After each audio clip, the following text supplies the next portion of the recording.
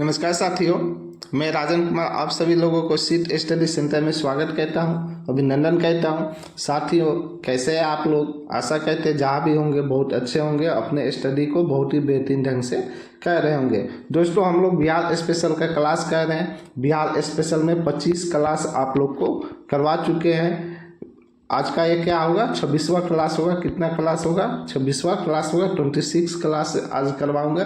25 class already करवा चुके हैं। 25 क्लास में अशोक के बारे में आप लोग को बताए थे।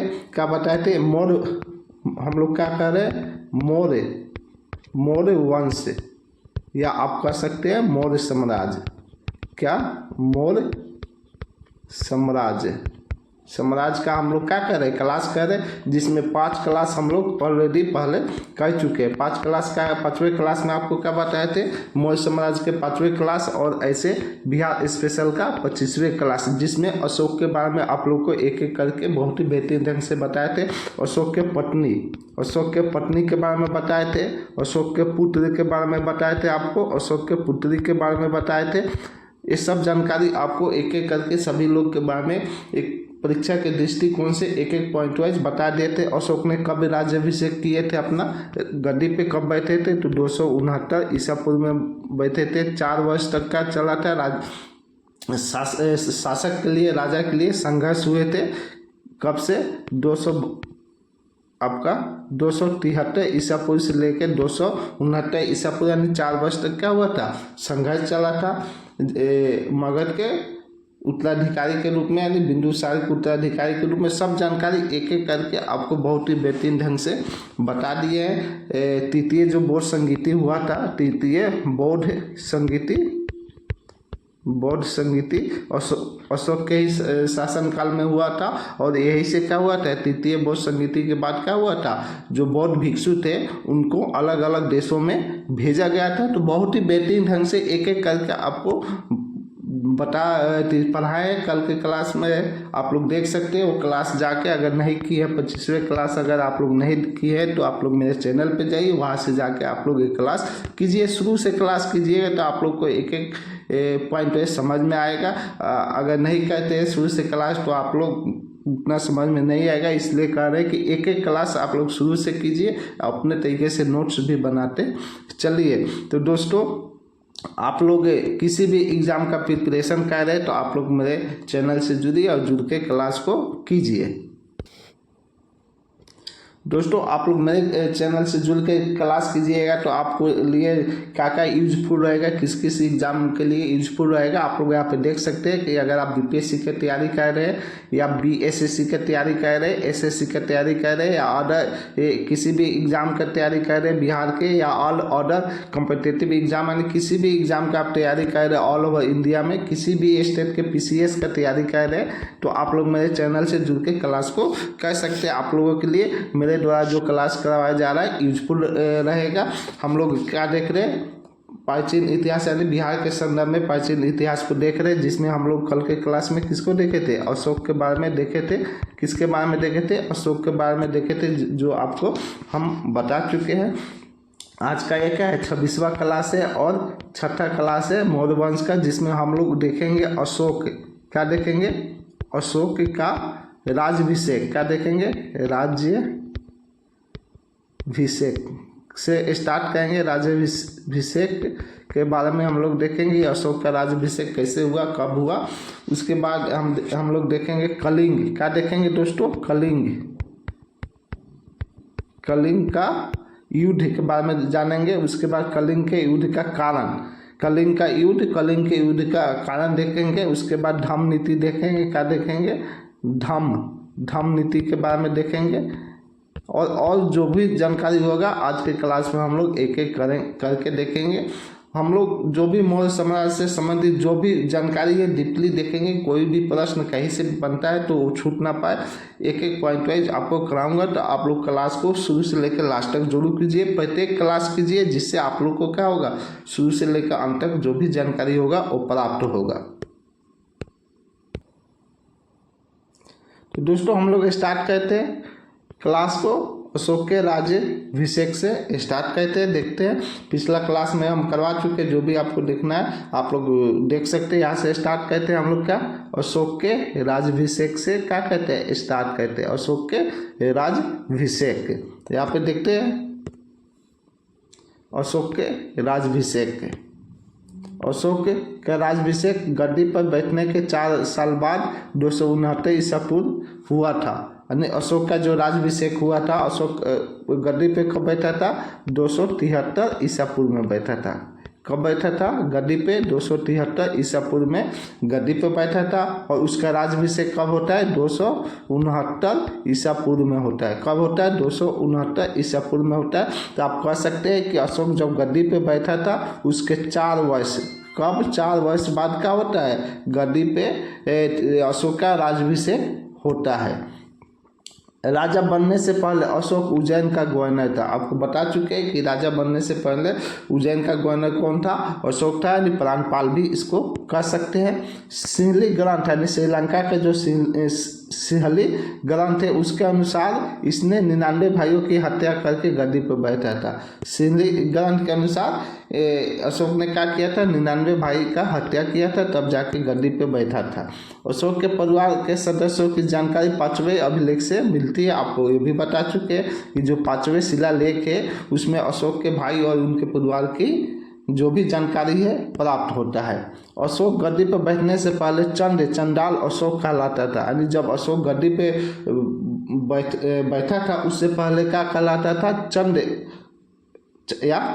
किसको कहते हैं, चंडाल। यानी चंद अशोक यानी चंडाल अशोक कहलाता था। राजा बनने के बाद यानी गद्दी पर बैठने के बाद मात्र एक कलिंग का युद्ध लड़ता है। यानी जब राजा बना उसके बाद मात्र एक ही युद्ध लड़ा, कौन सा, कलिंग का लड़ाई लड़ता है। इससे पहले बहुत सारा लड़ाई राजा बनने से पहले लड़ा था, जिस कारण अशोक को क्या कहा जाता था, चंड अशोक यानी चंडाल अशोक कहा जाता था। जब राजा बनता है तो एक ही युद्ध लड़ता है, कौन सा, कलिंग का युद्ध, जिसके बारे में आपको मैं बताऊंगा। आप लोग क्लास में बने रहिए। कलिंग युद्ध का वर्णन 13वें शिलालेख से प्राप्त होता है। अशोक के जो 13वें शिलालेख है उसमें कलिंग के युद्ध का वर्णन किया गया है। इसके जो भी जानकारी है 13वें शिलालेख से प्राप्त होता है। कलिंग का युद्ध 261 ईसा पूर्व में हुआ था। कलिंग का युद्ध कब हुआ था, 261 ईसा पूर्व में हुआ था, जो आप लोग यहाँ पे देख सकते हैं कि कलिंग का युद्ध। हम लोग कलिंग के युद्ध के बारे में देखते हैं। ये राज्याभिषेक हो गया कि राज्याभिषेक 269 ईसा पूर्व में अशोक ने अपना राज्याभिषेक करवाए थे।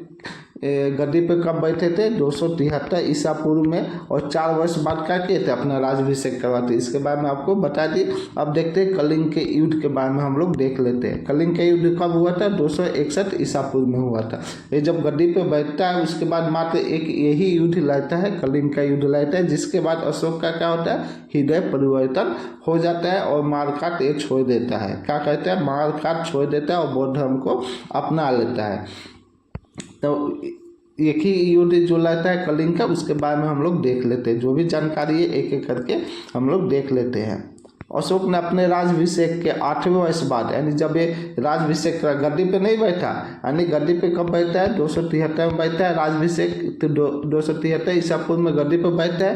राज्याभिषेक कब करवाता है, 269 ईसा पूर्व में करवाता है। तो 269 ईसा पूर्व के 8वें वर्ष, यानी जब क्या कहता है, राज्याभिषेक करवाने के 8वें वर्ष बाद, 8 वर्ष बाद क्या हुआ ये, यानी आप कह सकते हैं 261 ईसा पूर्व में क्या कहता है, यहाँ पे आ गया ना 261, 8वें वर्ष बाद, यानी 261 ईसा पूर्व में क्या कहता है, किस पे लड़ाई कहता है, किसका, कलिंग का लड़ाई कहता है। वही आप लिख रहे हैं। अशोक ने अपने राज्याभिषेक के 8वें वर्ष बाद, अर्थात यहाँ पे अर्थात लिखा गया, क्या होगा, अर्थात होगा, अर्थात गद्दी पे बैठने के 8 वर्ष बाद 261 ईसा पूर्व पर कलिंग पर क्या कहते हैं, 261 ईसा पूर्व में कलिंग पर आक्रमण कर कलिंग की राजधानी तोसली पर अधिकार कर लिया। कलिंग पे क्या कहते हैं, आक्रमण कहता है। कब कहते हैं, 261 ईसा पूर्व, यानी राज्याभिषेक के 8 वर्ष बाद। और जो कलिंग की राजधानी है तोसली, उस पर क्या कहते हैं, अधिकार कर लेता है। कलिंग की राजधानी तोसली थी। कलिंग की राजधानी कहाँ थी, तोसली थी। कलिंग को उत्कल के नाम से भी जानते हैं, जो उड़ीसा में है। कलिंग कहाँ पे है, उड़ीसा में। इसको किस नाम से जानते हैं, उत्कल के नाम से जानते हैं। कलिंग सूती वस्त्र और हथियारों के लिए प्रसिद्ध था। कलिंग किस लिए प्रसिद्ध था? सूती वस्त्र और हथियार के लिए क्या था? प्रसिद्ध था। आगे देख लेते हैं दोस्तों। युद्ध के समय कलिंग का शासक जगन्नाथ था। जब कलिंग का युद्ध हुआ था, अशोक ने कलिंग पे क्या किए थे? चढ़ाई किए थे 261 ईसा पूर्व में। 261 ईसा पूर्व में कलिंग पे जो अशोक ने चढ़ाई किए थे, उस समय कलिंग का राजा कौन था? शासक कौन था? जगन्नाथ था। परंतु इसका पूर्णतः साक्ष्य प्राप्त नहीं होता है। लेकिन इसका जो साक्ष्य है पूर्ण रूप से प्राप्त नहीं होता है। कई इतिहासकार का कहना है कि युद्ध के समय कलिंग का राजा कोई नहीं था, कलिंग नरेश के रूप में खारवेल था।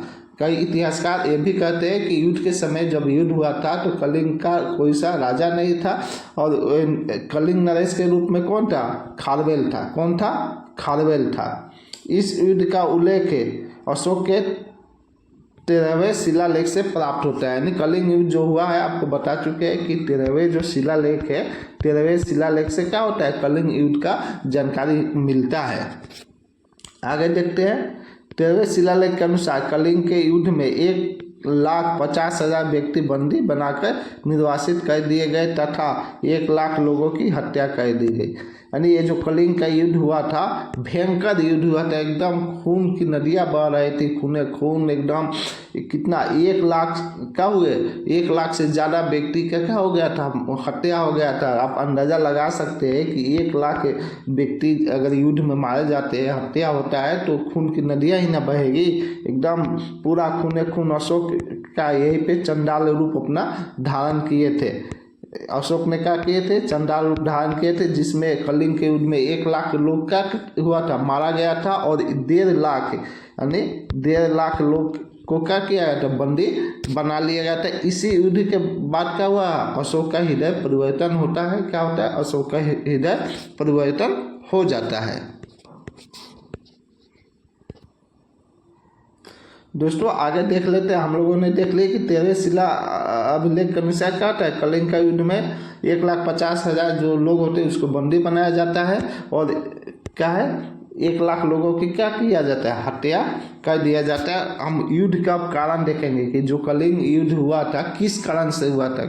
अगर कोई लड़ाई होता है उसके पीछे कुछ न कुछ कारण होता है, तो उस कारण के बारे में क्या हो पता लगाना होता है कि क्यों हुआ है। तो वहीं पे कलिंग का युद्ध हुआ है, तो इस युद्ध का क्या कारण था जिस वजह से कलिंग का युद्ध हुआ था, तो उसके बारे में हम लोग एक एक करके जान लेते हैं।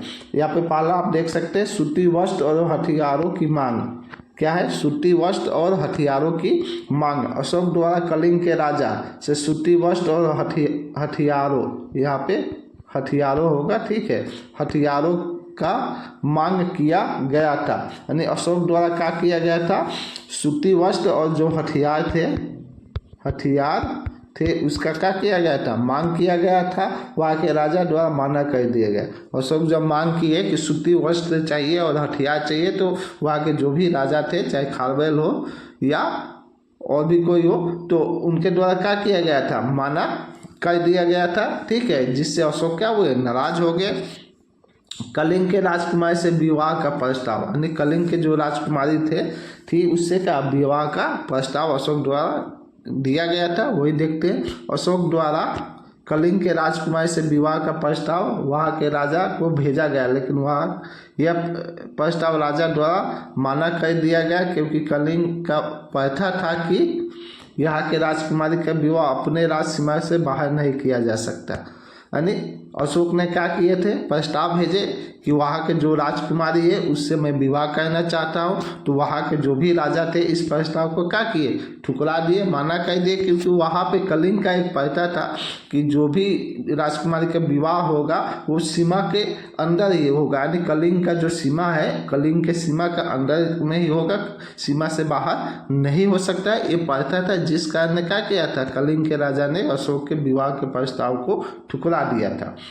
साम्राज्य विस्तार, ये जो तीसरा कारण है, क्या है? साम्राज्य विस्तार। अशोक ने अपने परवर्तियों यानी चंद्रगुप्त मौर्य और बिंदुसार की तरह भारत को एक साम्राज्य के अधीन लाना चाहते थे, जिस कारण कलिंग यानी कलिंग वर्तमान समय में कहा है, उस समय कलिंग पर विजय प्राप्त करना अशोक का लक्ष्य था। ये जो कारण था आपको बता दिए। पहला, यहाँ पे सूती वस्त्र और हथियारों की मांग जो वहाँ के राजा ने क्या किए, मना कर दिए। दूसरा यहाँ पे आप देख सकते हैं कलिंग की राजकुमारी से क्या विवाह का प्रस्ताव, जिसने क्या वहाँ के राजा ने ठुकरा दिए। और साम्राज्य विस्तार यानी अशोक अपने पिता और दादा के अनुसार क्या कहना चाहते थे, साम्राज्य को विस्तार करना चाहते थे, जिस कारण क्या किए थे, कलिंग पे आक्रमण किए थे। कलिंग का लड़ाई हुआ था।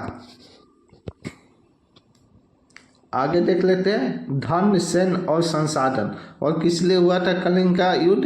पहला आपको क्या बताए थे, सूती वस्त्र और हथियार के खेप मांग हुआ था, तो राजा वहाँ का मना किए थे। दूसरा, विवाह का प्रस्ताव ठुकरा दिए थे कलिंग के राजा। तीसरा, अपने पिता और दादा के अनुसार साम्राज्य विस्तार करना चाहते थे, यानी उनके पिता बिंदुसार और चंद्रगुप्त, दादा चंद्रगुप्त मौर्य ने साम्राज्य विस्तार किए थे। उसी तरह अशोक साम्राज्य विस्तार करना चाहते थे, इसलिए कलिंग पे चढ़ाई करके कलिंग पे अधिकार किए थे। और कारण यहाँ पे धन, सैन्य और संसाधन, यानी देखिए कलिंग धन, सैन्य शक्ति यानी हाथी और नौसेना और संसाधनों के लिए प्रसिद्ध था, जो अशोक को आकर्षित करता था। यानी कलिंग जो था वो हाथी और नौसेना के लिए यानी धन और सैन्य के लिए क्या था, प्रसिद्ध था। संसाधनों के लिए क्या था, प्रसिद्ध था, जो अशोक को क्या करता था, आकर्षित करता था। इसलिए अशोक ने क्या किए थे, कलिंग पे चढ़ाई किए थे। ये मुख्य कारण थे 4 जो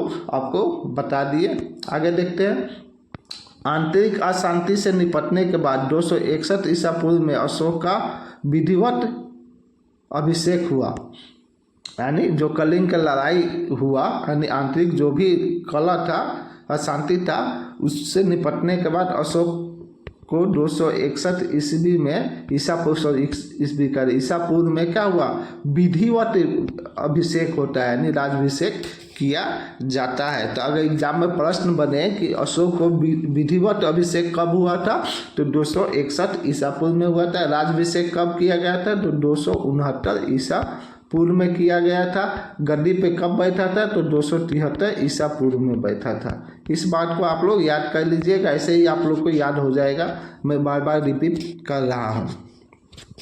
आगे देखते हैं इसी युद्ध के बाद यानी उपरांत अशोक का हृदय परिवर्तन हो गया। अशोक का क्या होता है, हृदय परिवर्तन हो जाता है, अर्थात कलिंग युद्ध ने अशोक के हृदय में महान परिवर्तन कर दिया।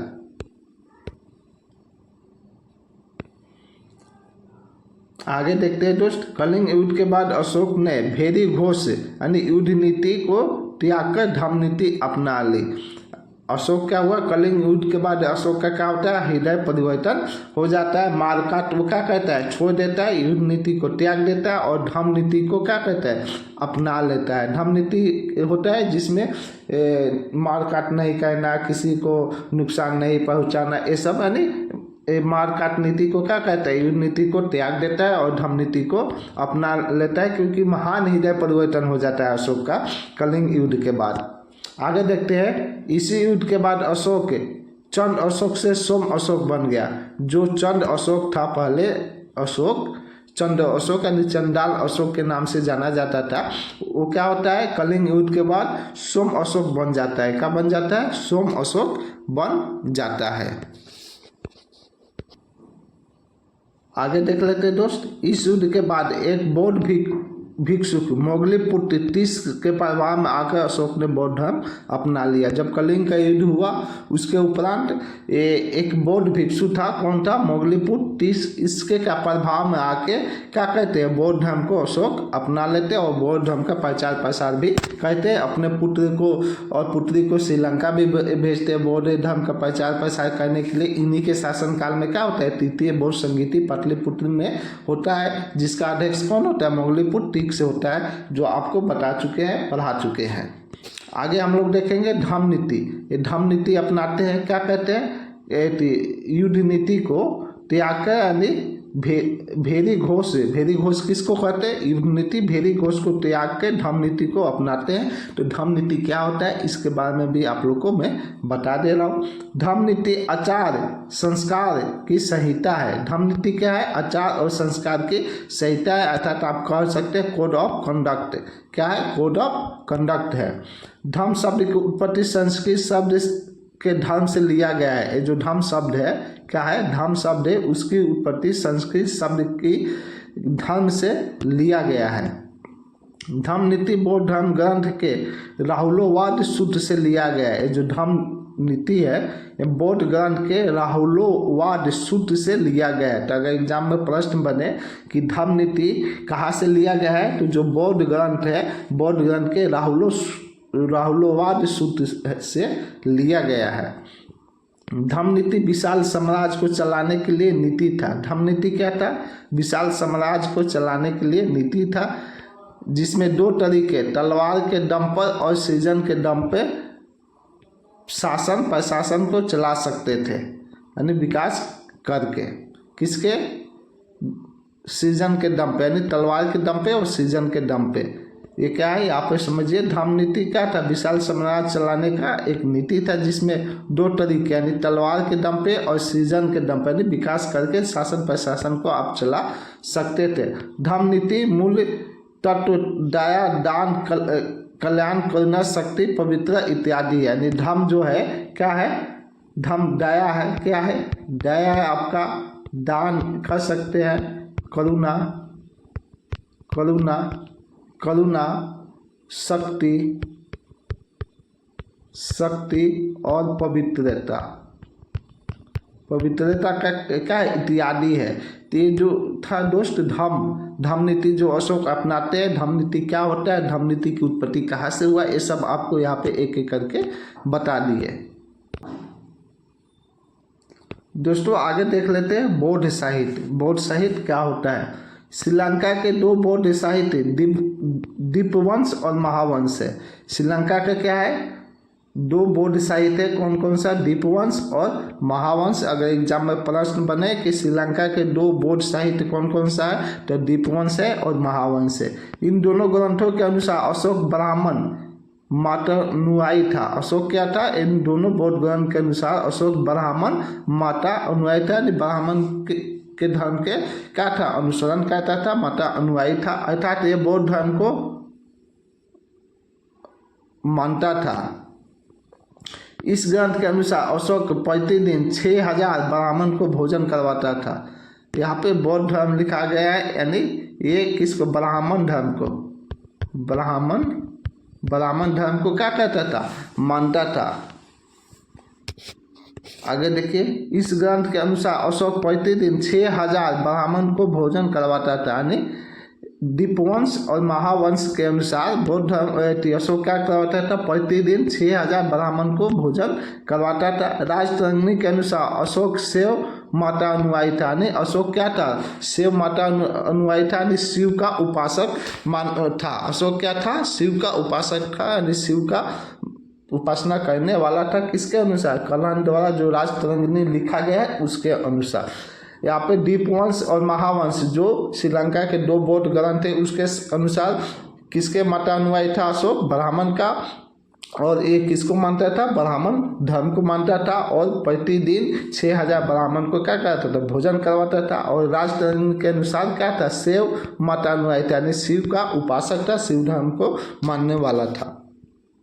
अपने भाई सुसीम के पुत्र, जो उसके भाई था सुसीम, उसके पुत्र निग्रोध द्वारा बौद्ध धर्म को बार बार प्रवचन सुनने के बाद अशोक बौद्ध धर्म के तरफ आकर्षित होता है, और कलिंग युद्ध के बाद बौद्ध भिक्षु मंगलीपुत्र के प्रभाव में आकर बौद्ध धर्म को अपना लिया।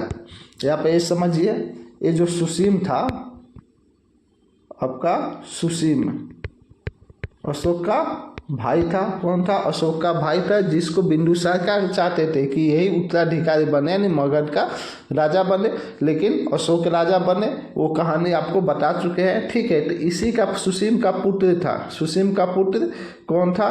आपका सुसीम का पुत्र निग्रोध था। कौन था? निग्रोध। कौन था दोस्त? निग्रोध। सुसीम का पुत्र कौन था? निग्रोध था। आप कह सकते अशोक का एक भतीजा था। तो यहाँ पे देखिए, जो सुसीम का पुत्र निग्रोध था, बौद्ध धर्म का बार बार प्रवचन सुनता, अशोक को सुनाता था, यानी अशोक को बताता था बौद्ध धर्म के बारे में कि बौद्ध धर्म ऐसा है, प्रवचन कहता था बौद्ध धर्म का। जिसके क्या हुआ, बौद्ध धर्म के तब क्या हुआ, अशोक सुनता था, डेली जाके बैठ के सुनाता था निग्रोध अशोक को। तो उससे क्या हुआ, अशोक का झुकाव किसके तरफ हुआ? बौद्ध धर्म के तरफ हुआ। किसके तरफ हुआ? बौद्ध धर्म के तरफ हुआ। जब कलिंग का युद्ध होता है, कलिंग के युद्ध के बाद क्या होता है, अशोक मार का छोड़ देता है, रहता है, बैठा रहता है। तो निग्रोध क्या कहते हैं, जाके सुनाता है, बौद्ध धर्म का प्रवचन कहता है, बौद्ध धर्म के बारे में बताता है। तो अशोक का झुकाव कहाँ होता है? बौद्ध धर्म की तरफ हो जाता है। और वो मोगलीपुत्र टिक्स के क्या होता है, प्रभाव में आता है। किसके प्रभाव में आता है? मोगलीपुत्र टिक्स के प्रभाव में आता है और बौद्ध धर्म को अपना लेता है।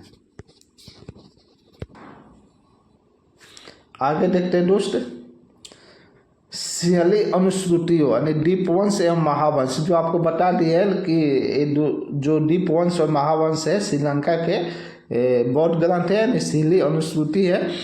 तो उसी के अनुसार अशोक ने अपने शासन के 14वें वर्ष में निग्रोध नामक भिक्षु, यानी निग्रोध नामक भिक्षु, ये निग्रोध कौन था? सुसीम का पुत्र था और अशोक का भतीजा था। निग्रोध नामक भिक्षु यानी पहले जो सुसीम का पुत्र निग्रोध था, ये बौद्ध धर्म को अपना लिया था। ये बौद्ध धर्म का क्या था? भिक्षुक था। तो सिंहली अनुसूतियों यानी दीपवंश और महावंश के अनुसार अशोक ने अपने शासन के 14वें वर्ष यानी 13वें वर्ष में अशोक का कलिंग का युद्ध का जानकारी मिलता है। ठीक है, शासन के 14वें वर्ष में क्या कहता है, निग्रोध नामक भिक्षु यानी अशोक के बड़े भाई सुसीम के पुत्र निग्रोध था, भिक्षु द्वारा बौद्ध धर्म का दीक्षा ली जाती है। इसके द्वारा भी क्या किया गया है? दीक्षा लिया गया है। एक किसके अनुसार? दीपवंश और महावंश के अनुसार।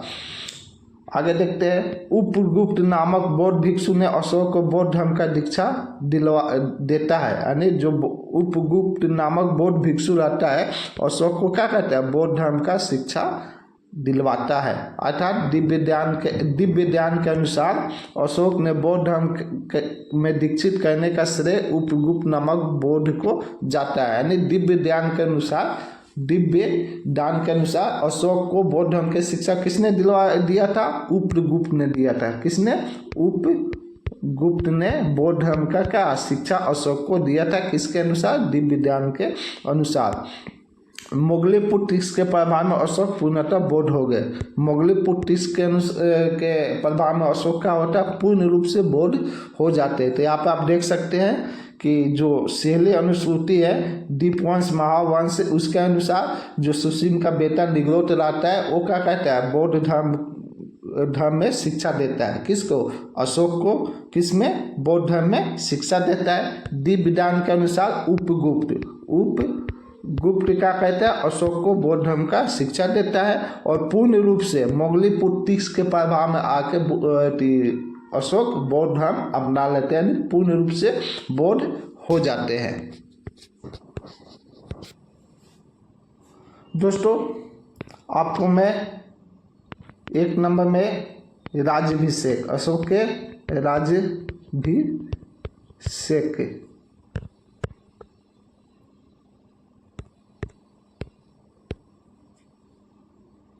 क्या 1 नंबर में क्या आपको अशोक के राज्याभिषेक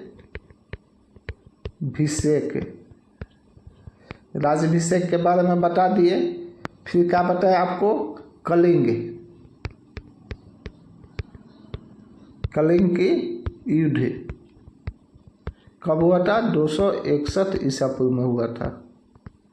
इसके बारे में बता दिए। ठीक है, उसके बाद तीसरा में आपको क्या बताया? अशोक ने कलिंग युद्ध करने के बाद क्या होता है? मारका छोड़ देता है और धम्म नीति अपना लेता है। तो धम्म नीति क्या होता है, उसके बारे में बता दिए। उसके बाद चौथे नंबर में आपको बताया बौद्ध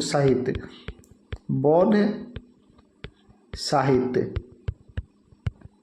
क्या बताए दोस्त? बौद्ध साहित्य के बारे में बताए। ये 4 चीज़ बौद्ध साहित्य में थी। आपको अशोक को बौद्ध धर्म का दीक्षा कौन देता है? तो आपको हम बताए थे कि शीली, अनुसूति, दीपवंश और महावंश में अशोक को क्या कहते हैं, जो सुसीम का पुत्र होता है, निग्रोध होता है। कौन होता है? सुसीम का पुत्र दोस्त आपका निग्रोध होता है। वो क्या कहता है? शिक्षा दीक्षा देता है बौद्ध धर्म का। उसी के बाद दिव्य ज्ञान के अनुसार उपगुप्त क्या होता है? शिक्षा दीक्षा देता है। और मुगली पुत्र तीक्ष के प्रभाव में आके क्या होता है? पूर्ण रूप से अशोक बौद्ध धर्म को अपना लेते हैं, बौद्धिस्ट हो जाते। इस सब के बारे में आपको एक एक करके बता दिए, बहुत ही बेहतरीन ढंग से आपको एक एक करके जो भी जानकारी था वो सब आपको हम बता चुके हैं। तो अगर आप मेरे द्वारा जो भी जानकारी दिया जा रहा है, जो भी क्लास करवाया जा रहा है, सब पॉइंट वाइज पॉइंट करवाया जा रहा है। तो अगर आप लोग को अच्छा लग रहा है, रोचक लग रहा है, तो आप लोग मेरे वीडियो को लाइक और शेयर कर दीजिए। क्या कर दीजिए दोस्तों? वीडियो को लाइक और शेयर कर दीजिए। और जो भी फ्रेंड्स मेरे क्लास में नए हैं, कृपया आप लोग चैनल को सब्सक्राइब कर लीजिए, क्योंकि मेरे द्वारा जो भी क्लास करवाया जाएगा उसका सर समय आपको नोटिफिकेशन मिलते रहेगा, या कोई भी महत्वपूर्ण जानकारी अपडेट किया जाएगा उसका भी जानकारी आपको सर समय मिलते रहेगा। साथ ही आप लोग वीडियो को लाइक और शेयर कर दीजिए। आपका एक लाइक और शेयर से हमें क्या होगा? अच्छे से अच्छे कंटेंट्स प्रोवाइड कराने में रुचि होगा और आप लोग को अच्छे से अच्छे कंटेंट्स प्रोवाइड करवा पाऊंगा। तो दोस्तों आज के क्लास में बस इतना ही। नेक्स्ट क्लास में हम लोग देखेंगे अशोक के जो भी अभिलेख है, अशोक के जो भी अभिलेख या शिलालेख कह सकते हैं, 14 जो अभिलेख के बारे में हम लोग देखेंगे। 14 अभिलेख के बारे में, अशोक के बारे में कल के क्लास में डिस्कस करेंगे। तो आज के क्लास में बस इतना ही। मिलते हैं नेक्स्ट क्लास में। जय हिंद, धन्यवाद।